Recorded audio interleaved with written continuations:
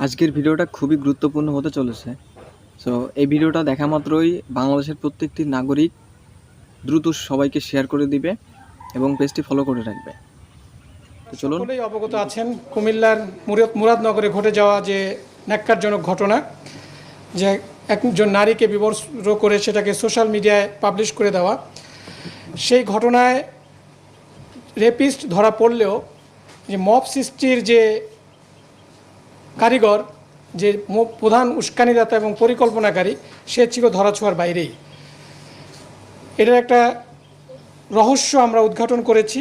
আপনাদের বিভিন্ন electronic and print মিডিয়াতেও এটাতে এসেছে যে এই মব সৃষ্টিকারী যারা, তারা এখনও ধরাছোঁয়ার বাইরে। সে লক্ষ্যে আমরা আমাদের কাজ শুরু করি এবং আমাদের গোয়েন্দা তৎপরতা বৃদ্ধি করি।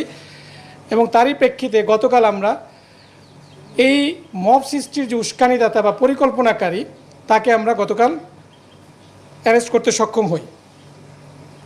আমি ঘটনার বিস্তারিত বলবো না, এটা আপনারা সকলে অবগত আছেন, বাট যে মব সৃষ্টির পিছনে যে রহস্যটা ছিল সেটাই আমি আপনাদের সামনে তুলে ধরব। এখানে ঘটনাটা ঘটেছিল দুই ভাইয়ের মধ্যে, শাহপরান এবং ফজর আলী। ফজর আলী যে অলরেডি যে অ্যারেস্টেড, যিনি ধর্ষক হিসাবে পরিচিত হয়েছে এবং যা তার নামে অলরেডি মামলাও হয়েছে, ওখানে ভিকটিম মামলা করেছেন। সে ধরা পড়লেও দেখা গেল যে মবটা যারা করেছে, যারা এই সোশ্যাল মিডিয়াতে এই ভিডিওটাকে ভাইরাল করেছে, তাদের কয়েকজন ধরা পড়লো। এটার যে উস্কানিদাতা, তিনি ধরা পড়েননি।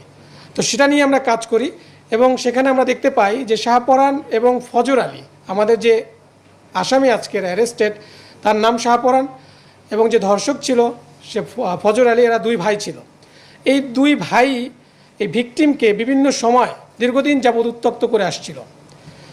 সো উত্ত্যক্তর প্রেক্ষিতে এই দুই ভাইয়ের মধ্যে এটা দ্বন্দ্বেরও সৃষ্টি হয়। সে প্রেক্ষিতে বিগত 2 মাস পূর্বে তাদের মধ্যে একটা পারিবারিক বা গ্রাম্য পর্যায়ে একটা সালিশ হয়। সেই সালিশে এই ফজর আলী ছিল বড় ভাই এবং শাহপরান ছোট ভাই। এই দুজনের মধ্যে সালিশে শাহপরান কর্তৃক শাহজালাল কর্তৃক শাহপরানকে হেনস্থা করা হয় এবং মারধরও করা হয়।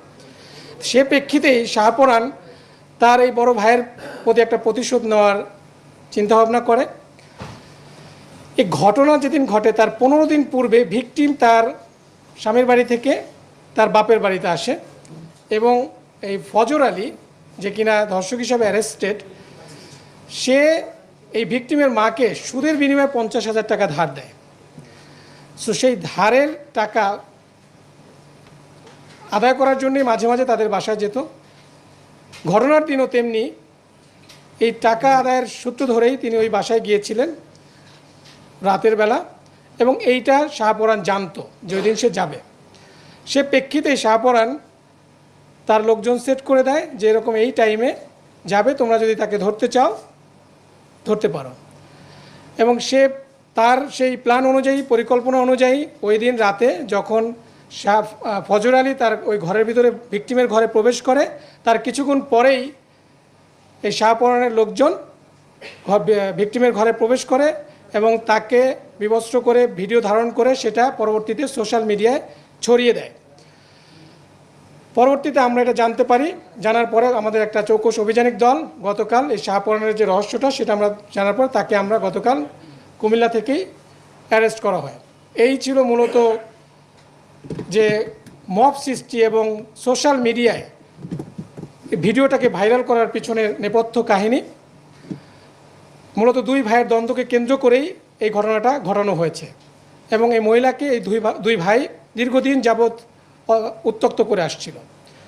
সেটাই ছিল মূলত ঘটনা। এটার এই লক্ষ্য আপনারা অলরেডি জানেন যে ধর্ষক সহকারে 4 জন উত্ত্যক্তকারী, 4 জন মবের সদস্য এবং যে প্রধান পরিকল্পনাকারী, গতকাল আমরা তাকে অ্যারেস্ট করেছি।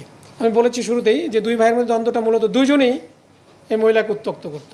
দেখুন, উত্ত্যক্তটা নিয়েই আমরা শারীরিক সম্পর্ক কিনা, এটা একটা সেন্সিটিভ বিষয়, এটা আমরা এসে না বলি, এটা তদন্তে আরও বেরিয়ে আসবে। আমরা তো গতকাল তাকে অ্যারেস্ট করেছি, আরও জিজ্ঞাসাবাদ করে ভিতরে কি ঘটেছে, তাদের মধ্যে কি সম্পর্ক ছিল, সেটা আসলে তদন্তে বেরিয়ে আসবে।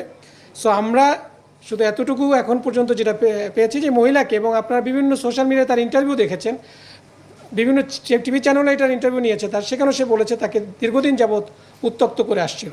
সেই উত্তক্তের প্রেক্ষিতে দুই ভাইয়ের মধ্যে দুজনেই একজনের পিছনে ছুটছে।